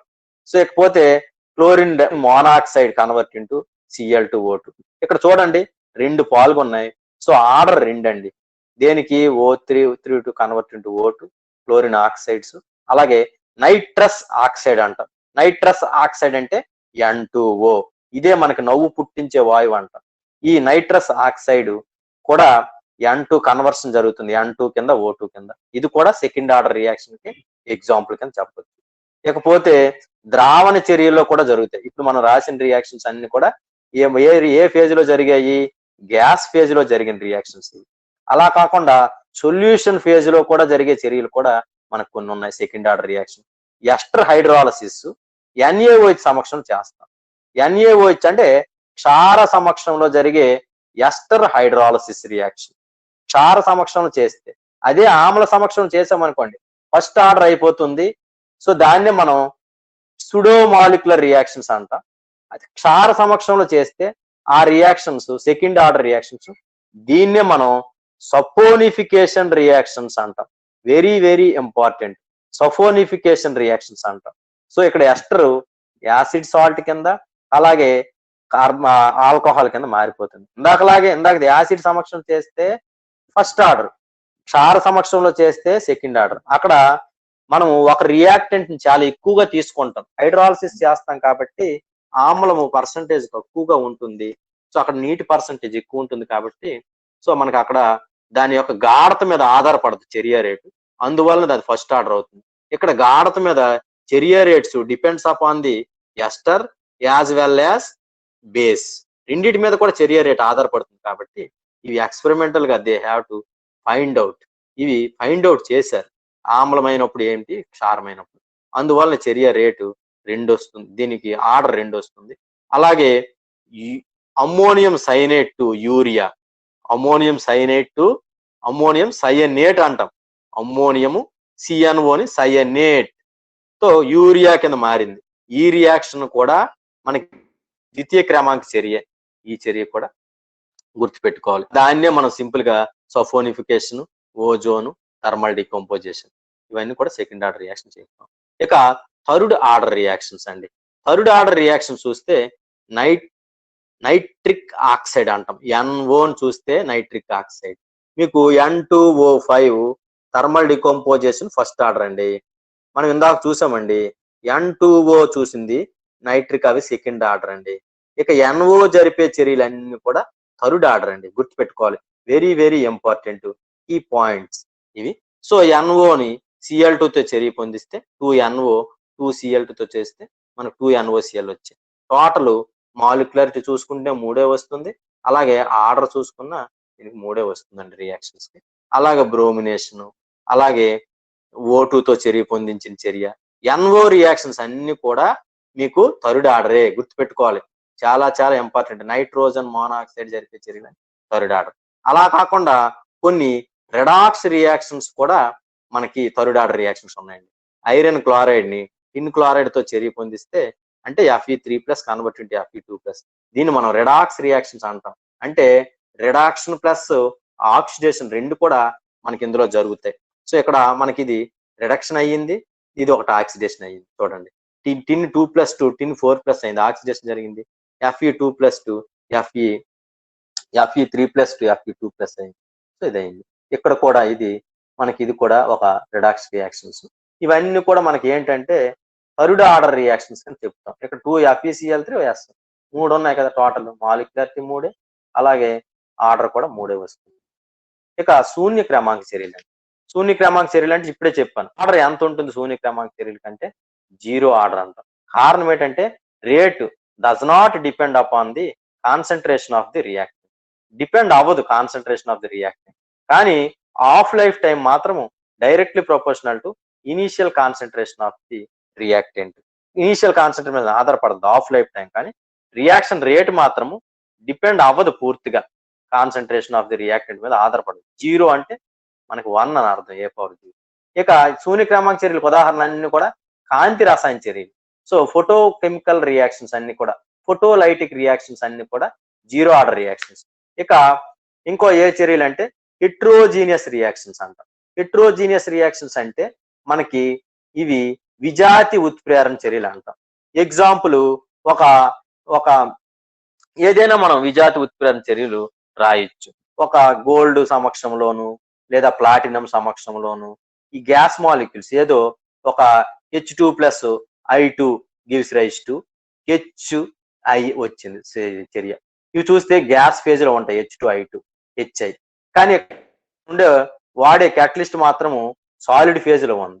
సో ఫేజ్ రియాక్షన్స్ మనం ఏమంటామంటే హెట్రోజీనియస్ రియాక్షన్స్ అంటాం. సో డిఫరెంట్ ఫేజెస్ ఉంటాయి ఇందులో. సో అలాగే లిక్విడ్స్ ఉంటాయి. మనం తీసుకున్నటువంటి క్యాటలిస్ట్ సాలిడ్ గా ఉందనుకోండి, లేదా మనం తీసుకున్నటువంటి రియాక్టెంట్ ఒకటి సాలిడ్ ఒకటి లిక్విడ్ ఉందనుకోండి, ఇది హెట్రోజీనియస్ సిస్టమ్ అంటాం.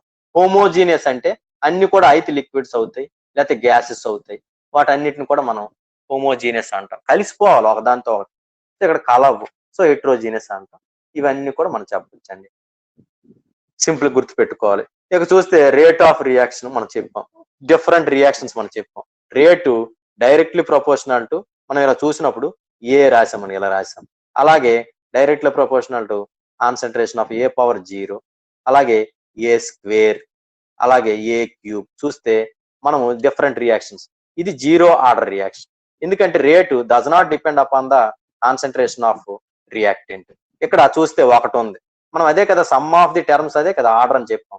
Concentration some of the concentration terms కాబట్టి అదే మనం ఆర్డర్ చెప్తాం. ఇక్కడ 1 ఉంది, అదే సెకండ్ ఆర్డర్, ఇది థర్డ్ ఆర్డర్ అంటాం. అయితే మనం గ్రాఫ్స్ అడుగుతాడండి, రియాక్షన్ రేట్ కి అలాగే కాన్సన్ట్రేషన్ మధ్య గ్రాఫ్ అడుగుతాడు. ఇది concentration of the reactant. So 0 order కి ఎలా వస్తుంది గ్రాఫ్ గీస్తే? 0 ఆర్డర్ పూర్తిగా కాన్సన్ట్రేషన్ మీద ఆధారపడదు కదా, సో మనకి ఇలాగ వచ్చేస్తుంది, స్ట్రైట్ ఇలాగ వచ్చేస్తుంది. Indicates rate of reaction does not depends upon the concentration. First order reaction చూసామనుకోండి, ఏమవుతుంది? రేటు మనకి ఫస్ట్ ఆర్డర్ రియాక్షన్ చూస్తే కాన్సన్ట్రేషన్ పెంచితే రియాక్షన్ రేట్ ఏమవుతుంది? పెరుగుతుంది. అందుకనే దాన్ని మనం అంటాం రేట్. అందుకోసం కాన్సన్ట్రేషన్ ఫ్యాక్టర్స్ చెప్పాం. ఫస్ట్ ఫ్యాక్టర్ అదే చెప్పాం, కాన్సన్ట్రేషన్ ఇంక్రీజ్ చేస్తే రేట్ ఇంక్రీజ్ అవుతుంది. కారణం ఏంటి?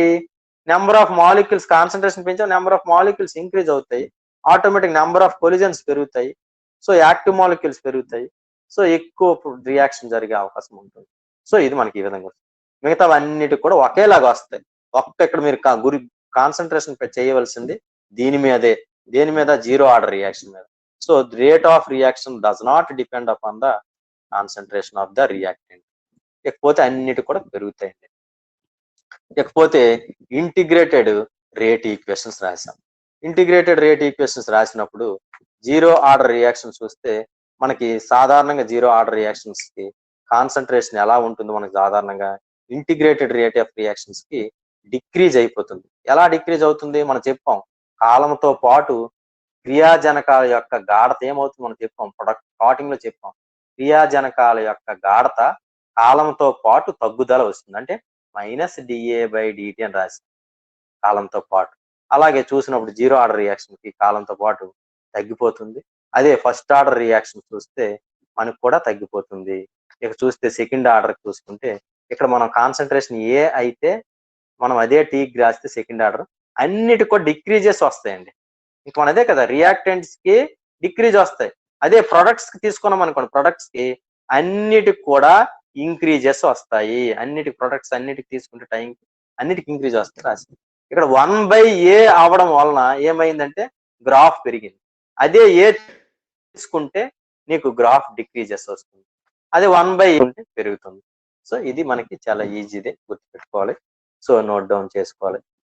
ఇక చూస్తే టీ ఆఫ్ కి అలాగే మనకి దీనికి మధ్య సంబంధం ఆల్రెడీ తెలుసు. ఆఫ్ లైఫ్ టైం కి అలాగే ఇనీషియల్ కాన్సన్ట్రేషన్ కి మనకు ఒక ఈక్వేషన్ తెలుసు.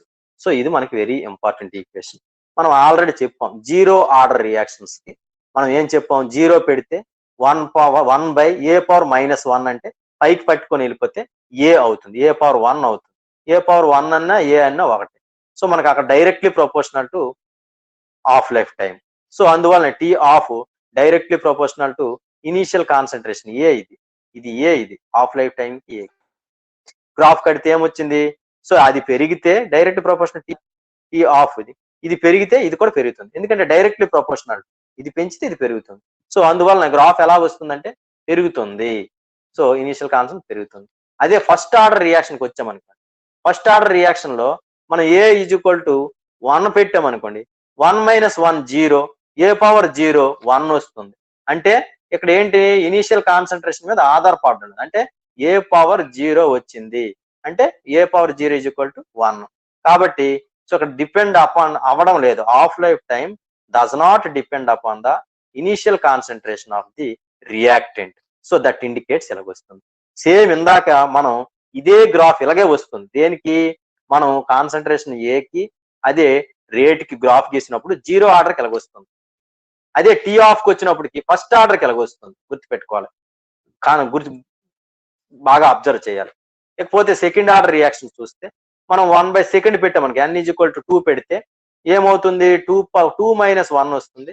అప్పుడు t half directly proportional to 1/a వస్తుంది. అంటే ఈ 1/t ఆఫ్ ను మనం ఇలాగ మనం 1/a పెంచితే టీ ఆఫ్ కూడా పెరుగుతుంది. 1/a కి అయితే టీ ఆఫ్. అలా కాకుండా ఏ రాసామనుకోండి, టీ ఆఫ్ ఏ రాస్తే అప్పుడు ఏమైపోతుంది, గ్రాఫ్ అలాగ మనకు రాదు, ఇలాగ వస్తుంది గుర్తుపెట్టుకోవాలి ఏకి. అలా కాకుండా టీ మన థర్డ్ ఆర్డర్ రియాక్షన్ చూస్తే 1/a² కి టీ ఆఫ్, అంతే కదా. థర్డ్ ఆర్డర్ రియాక్షన్ కంటే ఏమొస్తుంది, n = 3 పెడితే 3 - 1 a² వస్తుంది. అంటే of life time directly proportional to 1/a².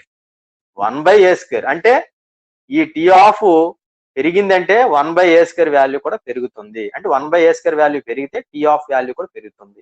అలా కాకుండా అదే 1/aకి రాసామనుకోండి, 1/a² కాకుండా a² రాశాను, టీ ఆఫ్ రాశాను, అప్పుడు గ్రాఫ్ ఎలాగొస్తుంది, గ్రాఫ్ రివర్స్ వస్తుంది. a² రాస్తే డౌన్ వస్తుంది, 1/a² రాస్తే మనకి లీనియర్ గా ఇంక్రీజెస్ మనకి చూపిస్తాం.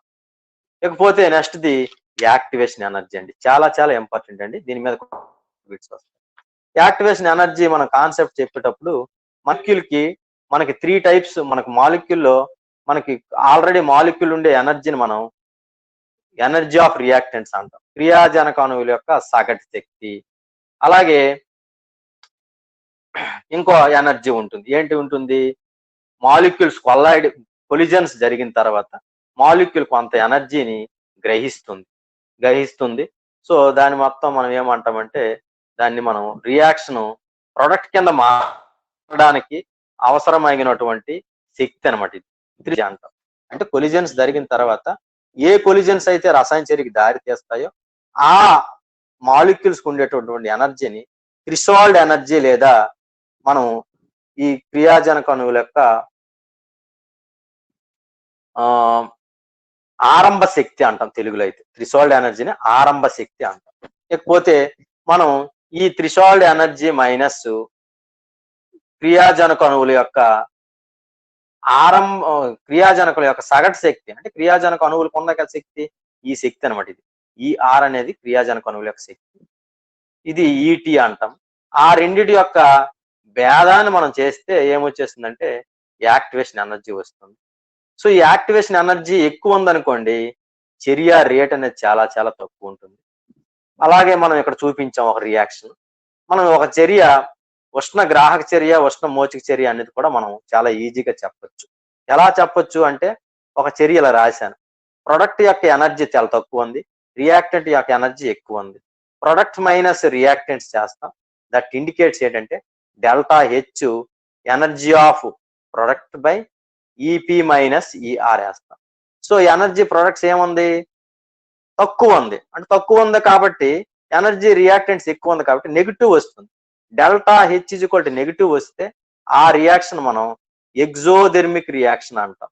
ఉష్ణ మోచిక చర్య, ఉష్ణ మోచిక చర్య అంటాం. ఎగ్జోథెర్మిక్ రియాక్షన్స్ అని పిలుస్తాం. అలా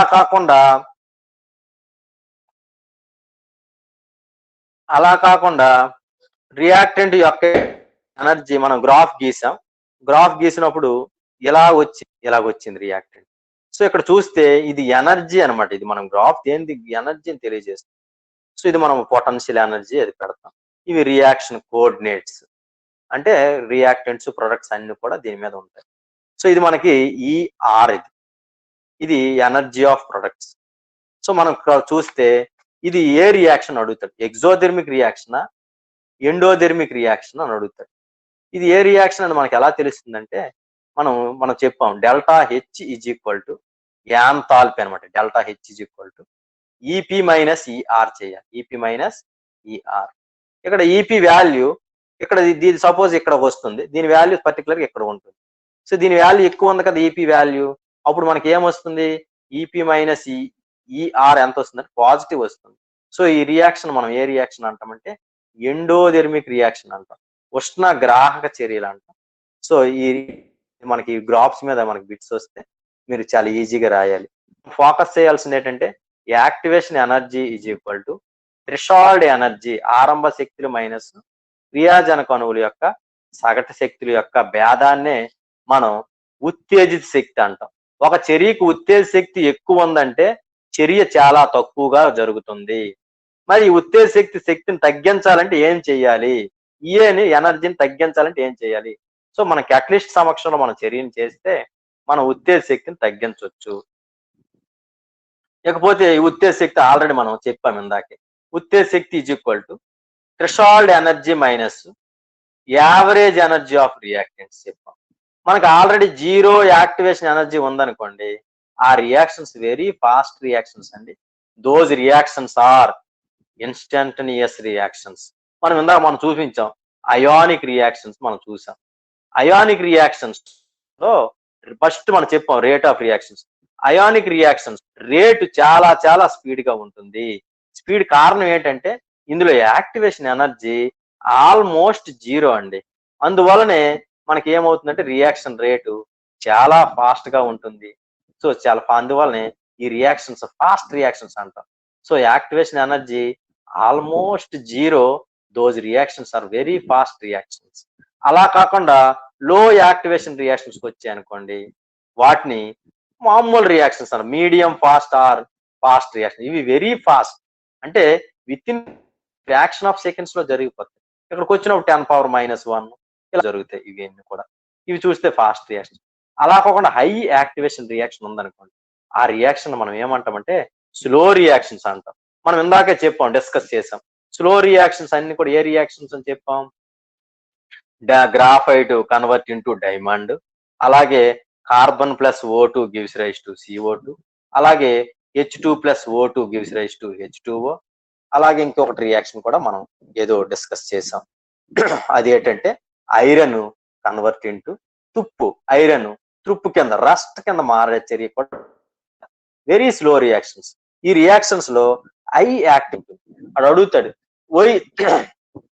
స్లో రియాక్షన్ యాక్టివేషన్ ఎనర్జీ ఎలా ఉంటుంది? స్లో చాలా చాలా ఎక్కువగా ఉంటుంది, హై యాక్టివేషన్ ఎనర్జీ ఉంటుంది. సో ఆ పాయింట్ మనం క్యాచ్ చేయాలి.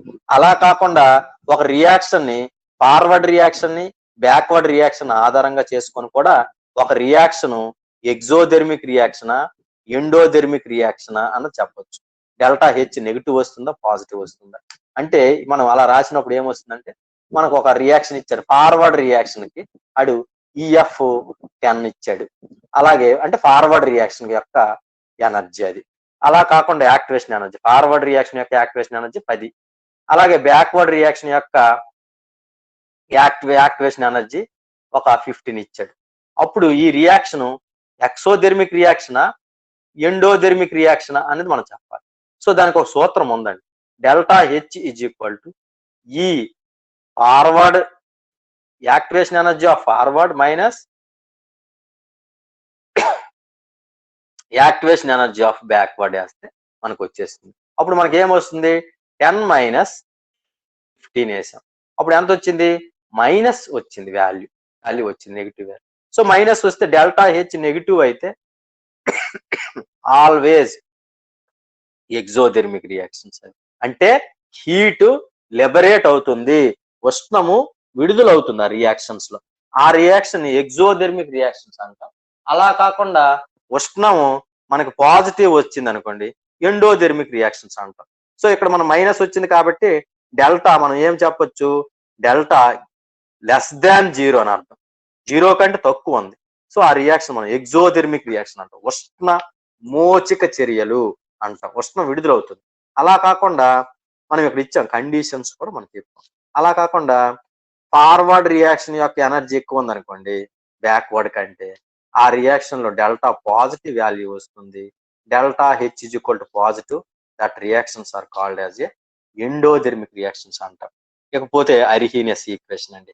అరిహీనియస్ ఈక్వేషన్ దేన్ని తెలియజేస్తుందంటే చర్య రేటుకి అలాగే టెంపరేచర్ కి మధ్య సంబంధం తెలియజేస్తుంది, అలాగే ఉత్తేజ శక్తి మధ్య కూడా సంబంధం తెలియజేస్తుంది. అంటే చర్య రేటుకి ఉత్తేజ శక్తికి సంబంధం తెలియజేస్తుంది, చర్య రేటుకి టెంపరేచర్ మధ్య సంబంధం కూడా తెలియజేస్తుంది.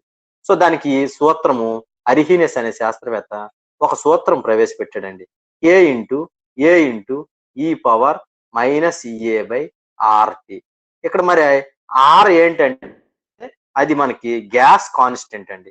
ఆ గ్యాస్ కాన్స్టెంట్ 2 లేదంటే మనం మోల్స్ లో చెప్తే 0.083 అట్మాస్ఫియర్ మోల్, అది ఆ విధంగా చెప్పొచ్చు. సో మనకి ఆ కాన్స్టెంట్ మనం ఎలా మన యూనిట్స్ ప్రకారం తీసుకుంటాం అలా చేసుకోవాలి. ఇక టీ అంటే అబ్సల్యూట్ టెంపరేచర్, ఈఏ అంటే యాక్టివేషన్ ఎనర్జీ, ఇది ఎక్స్పోనెన్షియల్ అంటాం, ఘాతాంకి, అది మనం ఏటి ఉండదు. ఇది ఏ అంటే ఇది ఏంటి? ఏ అంటే ఇది అరిహీనియస్ చర్య పౌనపుణ్యం అంటాం. ఇట్ ఈస్ అరిహీనియస్ ఫ్యాక్టర్ అంటాం, frequency factor or Arrhenius factor అంటాం. కే అనేది మీకు తెలుసు, రేట్ కాన్స్టెంట్, ఇది రేట్ కాన్స్టెంట్. సో ఈ విధంగా మన సంబంధం చెప్పాడు. సో చాలా చాలా ఇంపార్టెంట్. ఈ బిట్ కంపల్సరీ పడిపోద్ది కూడా. ఇకపోతే నెక్స్ట్ ది దానికి ఆ రియాక్షన్ మనం లాగర్థం అప్లై చేస్తే మనకి ఈక్వేషన్ ఇలా తయారవుతుందండి. ఆ A is equal to e power minus EA by ఆర్టీకి లాగ్ ఇరువైపులు అప్లై చేస్తే మనకి ఈ విధంగా వస్తుందండి ఈక్వేషన్. సో దీనికి మనం లాగ్ కేకి 1/tకి, ఇక్కడ బై ఉంది కాబట్టి లాగ్ కేకి 1/tకి మనం గ్రాఫ్ గీస్తే, లాగ్ 1/tకి లాగ్ కేకి గ్రాఫ్ గీస్తే మనకి ఎలా వస్తుందండి? ఇది ఎలా వస్తుందండి. మరి దీన్ని మనం స్లోప్ ఎలా కడతాం? స్లోప్ ఇలా కడతామండి. అంటే ఈ పాయింట్స్ కి y2 minus y1 by x2 minus x1 వేస్తే స్లోప్ వస్తుంది. సో ఇవి y1 ఇది y2, ఇది x1 x2, y2 minus y1 వేస్తే ఆ స్లోపు దేనికి ఈక్వల్ అంటే అండి, చూడండి ఇది మైనస్ ఆల్రెడీ ఉంది, స్లోప్ డైరెక్ట్ ఎంత ఈక్వల్ అంటే మైనస్ ఈఏ బై 2.303 r వచ్చేస్తుందండి. సో ఈ వాల్యూకి సమానం అండి, స్లోప్ దీనికి సమానం అండి. సో అది కూడా చాలా చాలా important. Central university HC exam లో మనకి ఇది వస్తుంది, ఆంధ్ర యూనివర్సిటీ ఎగ్జామ్స్ లో ఎస్వి యూనివర్సిటీలో అడగడు. సో మనం చెప్పాం కదా, దానికి ఈక్వేషన్స్ మనం లాగ్ కేకి 1/t గ్రాఫ్ గీస్తే మనకి ఇలా వస్తుంది డౌన్. సో స్లోప్ ఎంత ఉంటుందంటే ఈఏ బై మైనస్ కట్టాలి, మైనస్ ఈఏ బై 2.303 r అంట. ఒకవేళ గ్యాస్ కాన్స్టెంట్ ఆర్ వాల్యూ 2 అనుకోండి, సో మనకి 2తో గుణించుకోవాలి, 2.303 గుణించుకోవాలి. ఇకపోతే నెక్స్ట్ ది ఈ విధంగా వస్తుందండి. సో నెక్స్ట్ ది మనకి మనకి డిఫరెంట్ టెంపరేచర్స్ T1 T2 దగ్గర చేస్తే అరిహీనియస్ ఈక్వేషన్ ఎలా వస్తుందంటే log K2 by K1 is equal to EA by 2.303 by 1/T1 minus 1/T2 వస్తుంది. సో ఈ ఈక్వేషన్ వస్తుందండి. మనం ఆల్రెడీ ఫస్ట్ ఆర్డర్ రియాక్షన్స్ చెప్పినప్పుడు మనకి హాఫ్ లైఫ్ టైం కట్టినప్పుడు దానికి చర్య రేటు గాఢత మీద ఆధారపడదండి. 0.693 బై కే వచ్చేస్తుందండి. అది అక్కడ మనం ఒక పాయింట్ మర్చిపోయాము, అది కాన్సన్ట్రేషన్ చేయలేదు. నెక్స్ట్ కవర్ చేస్తాను ఆ పాయింట్ని. నెక్స్ట్ చెప్పేటప్పుడు. నెక్స్ట్ ది కెటాలసిస్ చూసినప్పుడు పెద్దగా బిట్స్ ఏమి రావండి కెటాలసిస్. మనకి పాజిటివ్ క్యాటలిస్ట్ అంటే మనకి తెలుసండి. క్యాటలిస్టులు divide into positive and negative catalyst అండి.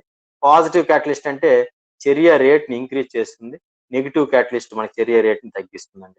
సో, మనం ఏదో పొటాషియం క్లోరేట్, ఎంఎన్ఓ2 ఇవన్నీ కూడా క్యాటలిస్టులు. ప్లాటినము, ఐరన్ ఆక్సైడ్స్ ఇవన్నీ కూడా క్యాటలిస్టులు. చర్య రేట్‌ని పెంచుతాయి కాబట్టి వాటిని పాజిటివ్ క్యాటలిస్ట్ అంటాం. చర్య రేట్‌ని తగ్గిస్తే నెగెటివ్ క్యాటలిస్ట్ అంటాం. క్యాటలిస్ట్‌లే మనం రిటార్డ్స్, ఇన్హిబిటర్స్ అంటాం.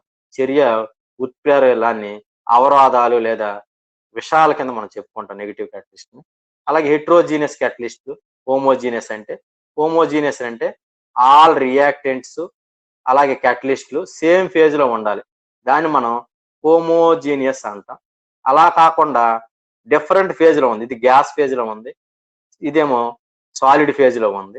ఇక్కడ వచ్చేది కూడా గ్యాస్ ఫేజ్‌లో వచ్చింది. సో, ఇక్కడ మనకి డిఫరెంట్ ఫేజ్‌లు ఉన్నాయి కాబట్టి హెటిరో అంటే మనకి విజాతి ఉత్ప్రేరణ అని అంటాం. ఇక్కడ గ్యాస్ ఫేజ్‌లో ఉన్నాయి. ఇది సాలిడ్ ఫేజ్‌లో ఉంది. సో, ఇది గ్యాస్ ఫేజ్‌కి వచ్చింది. డిఫరెంట్ ఫేజెస్ ఉన్నాయి. సో, హెటెరోజీనియస్ క్యాటలిస్ట్ అంటాం. ఇక ఎంజైమ్ క్యాటలిస్ట్‌లు కూడా చాలా చాలా ఇంపార్టెంట్ అండి. దీనికి స్పెసిఫిక్‌గా ఉంటుంది. మనకి ఎక్కువగా డైజెషన్ ఆఫ్ ఫుడ్ అలాగే బాడీ రియాక్షన్స్ అన్నీ కూడా ఎంజైమ్ సమక్షం జరుగుతుంది. అలాగే మనం నిన్న ఆల్కహాల్ ప్రిపరేషన్ చెప్పినప్పుడు మనకి మొలాసిస్ నుంచి ఫెర్మెంటేషన్ చేసాము. ఇన్వర్టేజ్, జైమేజ్ సమక్షంలో మనం ఒక ఎంజైమ్ సమక్షంలో మనం ప్రాసెస్ చేస్తే హైడ్రాలిసిస్ ప్రాసెస్‌లో మనకి ఇథైల్ ఆల్కహాల్ వచ్చింది. ఇవన్నీ కూడా ఎంజైమ్ కెటాలిసిస్ ఇవన్నీ కూడా. కొన్ని ఎగ్జాంపుల్స్ మనం ఏవో ఇచ్చామండి. మీకు తెలుసు హ్యాబర్ ప్రాసెస్‌లో మనం ఏం వాడుతామంటే ఐరన్ వాడుతాము. మాలిబ్డినం ప్రమోటర్ కింద వాడుతాము. దీనికి సపోర్ట్ అన్నమాట.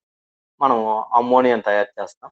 ఇకపోతే మనకి ఈ యొక్క సల్ఫ్యూరిక్ కాంటాక్ట్ ప్రాసెస్‌లో మనం ఏం వాడుతామంటే ఆహ్, V2O5 వాడి సల్ఫ్యూరిక్ SO3ని తయారు చేస్తామండి. ఇకపోతే నెక్స్ట్ ఆస్ట్వాల్డ్ ప్రాసెస్‌లో ప్లాటినం ఉపయోగించి మనం NOని తయారు చేస్తాం. దాని ద్వారా HNO3ని కూడా తయారు చేస్తాం. ఇక హ్యాబర్ ప్రాసెస్‌లో మనం చెప్పాం ఐరన్ వాడతాము. ఇవన్నీ ఆస్ట్వాల్డ్ ప్రాసెస్‌లో మనం HNO3ని తయారు చేస్తాం. కాంటాక్ట్ లెడ్ మనం SO3ని తయారు చేస్తాం. కాంటాక్ట్ ప్రాసెస్‌లో ప్లాటినం ఉపయోగించి SO3ని తయారు చేస్తాం. ఇకపోతే బాస్ ప్రాసెస్ అని ఒకటి ఉంటుంది. అందులో ఐరన్ ఇవన్నీ వాడతాము. వాటర్ గ్యాస్ నుంచి మనం CO2 హైడ్రోకార్బన్స్ మనం తయారు చేస్తాం. ఇక వనస్పతి ఆయిల్స్ అంటాం మనం. Hydrogenation of oils. మీకు ఆల్రెడీ చదివి ఉంటారు సెకండ్ ఇయర్ డి బ్లాక్ ఎలిమెంట్స్‌లో చెప్పినప్పుడు మళ్ళీ మనం ఇవి చెప్తాం ఇవి. డి బ్లాక్ మూలకాల యొక్క ఉత్ప్రేరక ధర్మాలు చెప్పినప్పుడు. సో, నికెల్స్‌ని వాడుతాము వనస్పతి ఆయిల్స్‌లో. చాలా చాలా ఇంపార్టెంట్. ఇకపోతే ఇన్వర్టేజ్ ఇందాక చెప్పాం కదా హైడ్రాలిసిస్. మనం ఇవన్నీ కూడా ఎంజైమేటిక్ కెటాలిసిస్ ఇవన్నీ కూడా. జైమేజ్ సమక్షంలో ఇది గ్లూకోజు ఎథైల్ ఆల్కహాల్ కింద మారింది. సో, ఇవన్నీ జైమేజ్ సమక్షం చేస్తాం. ఇది ఇన్వర్టేజ్ ఎంజైమ్ సమక్షం చేస్తాం. ఇకపోతే యాబర్ ప్రాసెస్ చెప్పేసాం ఇవన్నీ కూడా. ఈ డెకాన్ ప్రాసెస్ అని ఒకటి ఉంది. క్లోరిన్ తయారు చేస్తాము. CuClని ఉపయోగించి. HClని ఉపయోగించి చేస్తాం. HCl నుంచి CuCl2 Cl2 గ్యాస్‌ని తయారు చేస్తాం. CuCl సమక్షంలో. ఇవన్నీ వనస్పతి ఆయిల్, గీని ఇవన్నీ తయారు చేస్తాం. ఇవన్నీ రియాక్షన్స్ అండి. సో, ఇవండి మనకి రియాక్షన్స్ టోటల్. సో, ఇక్కడితో మనకి ఈ ప్రెజెంటేషన్ అయిపోయింది. సో, మీకు ఇవన్నీ కొద్దిగా కైనెటిక్స్ కొద్దిగా ప్రాబ్లమాటిక్ మనం చేస్తేనే మీకు అర్థమవుతుంది. వీలైతే నెక్స్ట్ క్లాస్‌లో నేను ప్రాబ్లమ్స్ ఒక డిఫరెంట్ ప్రాబ్లమ్స్ ఒక 5 టైప్స్ ప్రాబ్లమ్స్ ఉంటాయి. అవి చేస్తే మీకు చక్కగా అర్థమైపోతుంది. మనం ప్రాక్టీస్ చేద్దాం. మనం ఆల్రెడీ ఒక ఆర్గానిక్, ఇనార్గానిక్, ఫిజికల్ చెప్పేసాము. ఇంకొకటి ఏదో టాపిక్ మనం డిసైడ్ అవుదాం. కార్బోహైడ్రేట్స్ గాని లేదా హెటెరోసైక్లిక్స్ కాంపౌండ్స్ నెక్స్ట్ క్లాస్‌లో మనం డిస్కస్ చేద్దాము. ముందుగా కెమికల్ కైనెటిక్స్‌లో కొన్ని బిట్స్ ఒక 5 మోడల్స్ బిట్స్ చేశాక తర్వాత మనం కార్బోహైడ్రేట్స్ గాని, హెటెరోసైక్లిక్స్ గాని స్టార్ట్ చేద్దాం. అందులో కొంచెం ఎక్కువ బిట్స్ మనకు వస్తాయి. తర్వాత మనం metal carbonyls, D block elements, F block elements చెప్తే మనకు అయిన తర్వాత ఫస్ట్ ఇయర్ టాపిక్స్ మనం డిస్కస్ చేద్దాం తర్వాత. కొన్ని గ్యాస్ స్టేట్, సాలిడ్ స్టేట్ నుంచి బిట్స్ ఎక్కువ వస్తాయి. సాలిడ్ స్టేట్స్ కూడా డిస్కస్ చేద్దాము. So, thank you dear students. మరి మీకు ఇది అర్థమైంది అనుకుంటాను. ఆల్మోస్ట్ మనకు టైం ఇప్పుడు half an hour, 1½ hour almost మనం తీసుకోవడం జరిగింది.